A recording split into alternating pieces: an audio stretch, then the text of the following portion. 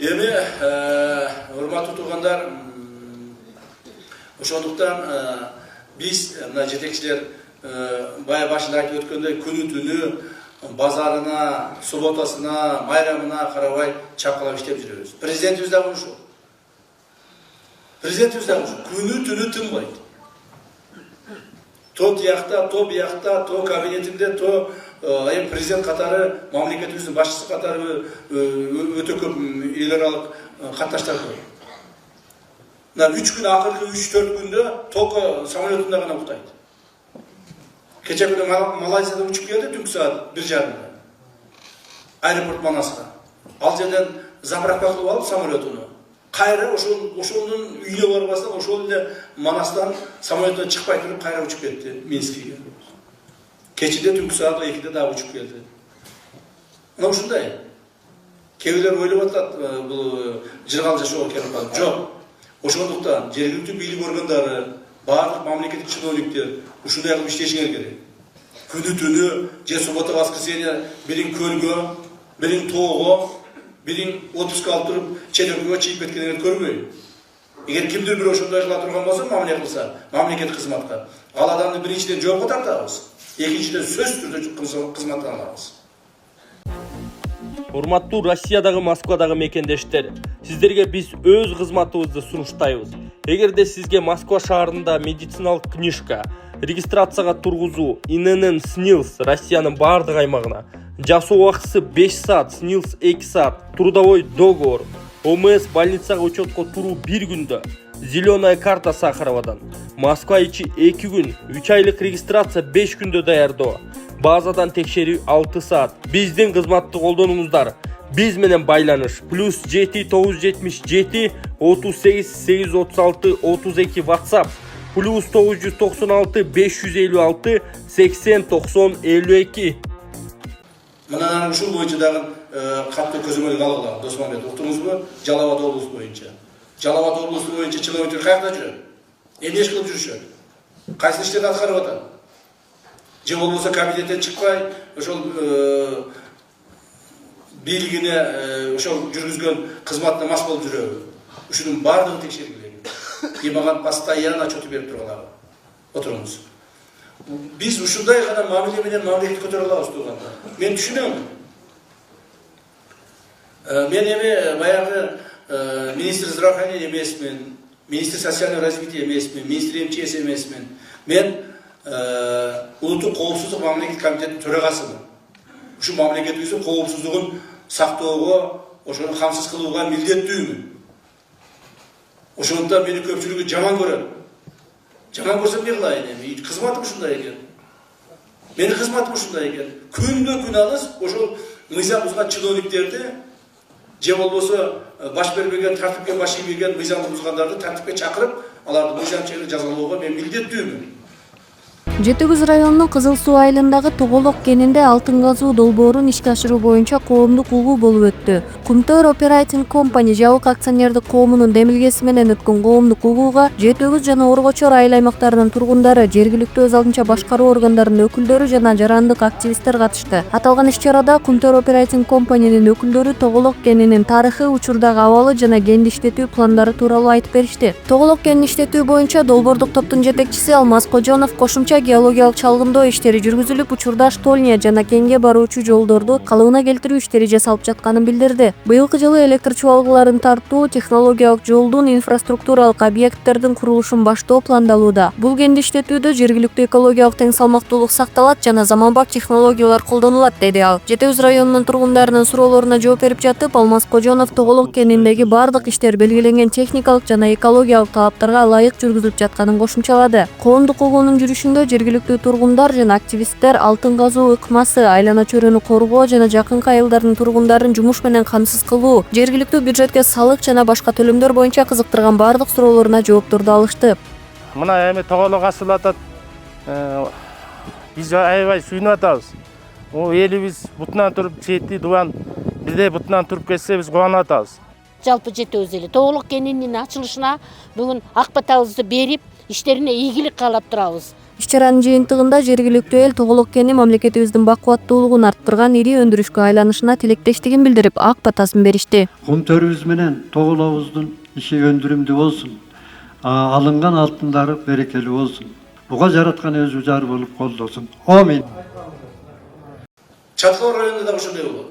Айыл өкмөт башчылары экөө. Турбайсың, эмне отурасың? Көрүп тартип жок. Тартип деген жок силер. Да? Уже тартип. Канча жыл болду иштегениңизге? 3 ай болду. Сиздикичи? 4 ай болду, жаңы келипсиңер, көңүлдө. Район, то есть өзгөрдү, территорияларды толук карап чыккыла, туурабы? Мына азыр оба дейсиз. Мына радонун мен алдына барып көрдүм. Көзүмдүн кыйыгы менен карап сразу көрдүм. Эмнени көрдүм? Бүт бактарды курап калыптыр. Ошо суу коюп коюш кыйын ошол жерге. Ошону карап коюш кыйын. Ошол кимге карайсыз? Сиз карайбы? Сиз территорияңызга карайбы? Сиз Канчкаянын жетекчисиз, туурабы? Ошону карап коюш кыйын. Неужели ошону келип мен айтышым керек? Сиз чарбачыл болушуңуз керек. Карасаңыз чарбачыл болушуң. Эртең менен кечке чейин жүрүшүңүз керек. Бул дарак эмне үчүн өспөй атат? Бул гүл эмне үчүн солуп калды? Бул жол эмне болду? Бул эмне болду? Ушул сиздин кызматыңыз ушул. Сиз биз айтып аткан жокпуз. Бар чегераны бар, чегераны кара. Же бирөөнү кармап кел, коррупцияны кармап кел деген жерибиз жок. Сиз чарбачыл болушуңуз керек. Ошондо өнүгө. Мен азыр келдим, мына сиз урушуп кетип калдым. Siz çarbaşık olmasanız dağda da bardak bula verin. Uqtunuz mu? Günü tünü tınbastan. Ana bir gün işlep koyup, 2 gün deyim algan tototuklar. Günü tünü tınbastan, köçelördü karağımız, kaysıl taş jakşı jatat, kaysıl taş tuğra emes jatat, kaysıl jerde musur jatat, ana kerekten hemen musurun vardı gördüm. Ötlöt müçkülerdi, uşağa köngünü gördü düştü. Köngünü düştü uşağa, musurun vardı gördüm. Sizdeki o musur? Kaday oldular, gördünüz mü? Emne oldu da acaba? Emne kılmam doysa, emne çoğunda oldu şu kaçayı? Onda oturan joksuz. Musurda emne kılışı gerek? Kudayga şükür, oşol jerde tegereginde jeri töküp eken, to'g'ri mı? Siz emne kılışınız gerek edi oşol jerde? Qara emne kılışınız gerek edi? Mana aytыңыз, bir ele musurdu, başkаны aytпайын. Упаковкалашты кереги жок. Siz al jerde rekультивация деп коет. Орысча айтканда. Rekультивация деп коет. Аны үчүн siz чоң трактор барбы? Каза турган. Экскаватор барбы? Экскаваторга барып ошол казышыңыз керек. 1, 2, 3, 4, 5 чоң ямаларды казып коюшуңуз керек.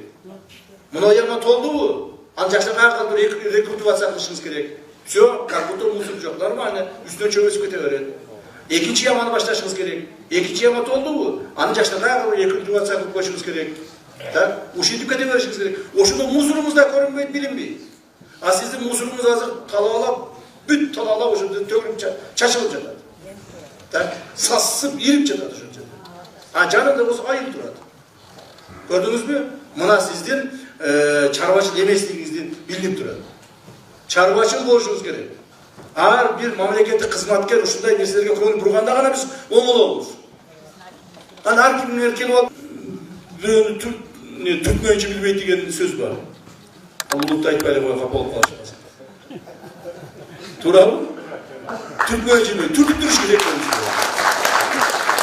Аким уктуңузбу? Мына Чаткал район акими ушул маселелерди карагыла. Күнү-түнү жүргүлө. Ар бир маселе. Мына мен айтып койдум, азыр эми барып эртең мусор чукулайсыңар болуш менен токтоп калбагыла. Ана башкалар иштейт. Башкалар жумуш болбойт. Мына эмелериңизди караңыз, жанагы садиктердин алдынан караңыз. Ар бир садиктерди, ясиктердин алды жөн эле жаркырап жайнап, гүлдөр эгилип, чөптөр чыгып, жанагы тал теректер өсүп, сону болтуруш керек. Азыр садиктердин алдын карасаң, баары курап жатат. Мектептерди кудушетип караңыз. То есть отуруңуздар. То есть буну айткан себеби, урматтуу туугандар, биз эми мындан ары ички проблемаларды карайбыз. Ички проблемалар менин колум бошоду эмичи. Мен эми колум бошоду. Эми айтып коеюн, капа болбойсуңар, чиновниктер.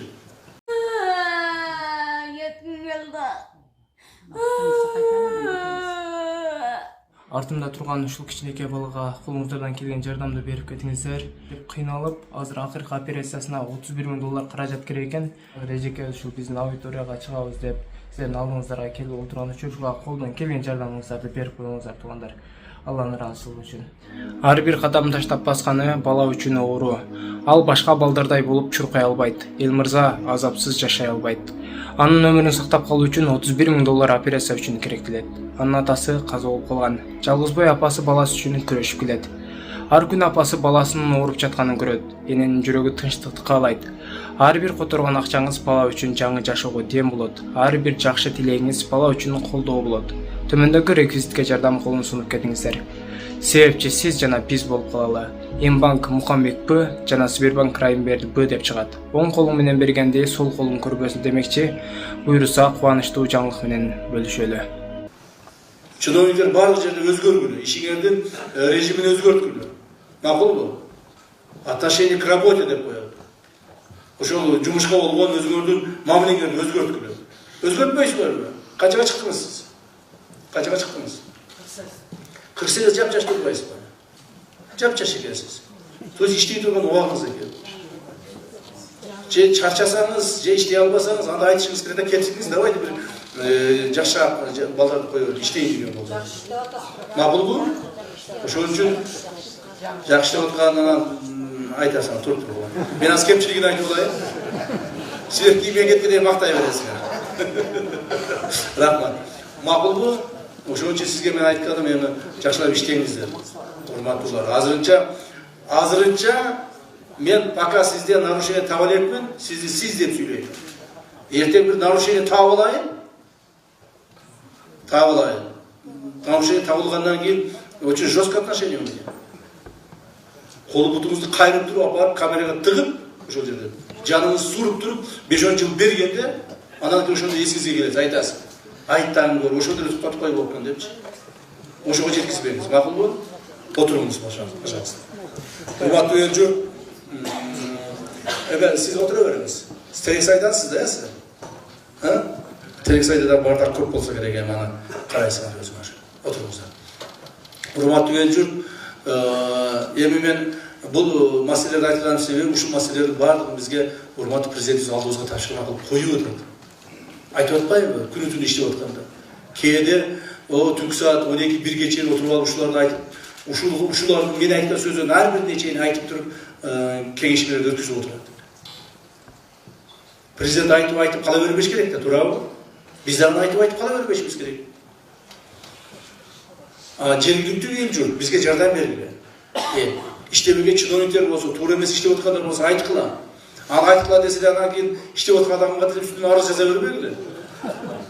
Алда керек эме, анан адамды тажатып да жибербегиле. Себеби дегенде адам иштеп аткан үстүнөн арыз жаза берсе, текшере берсе, ал тажап да кетет. Иштебей койчу, текшере берет экен депчи. Чындап мындай фактылар, уурдаган фактылар жана башкалар болсо, то башка иш. Макулбу?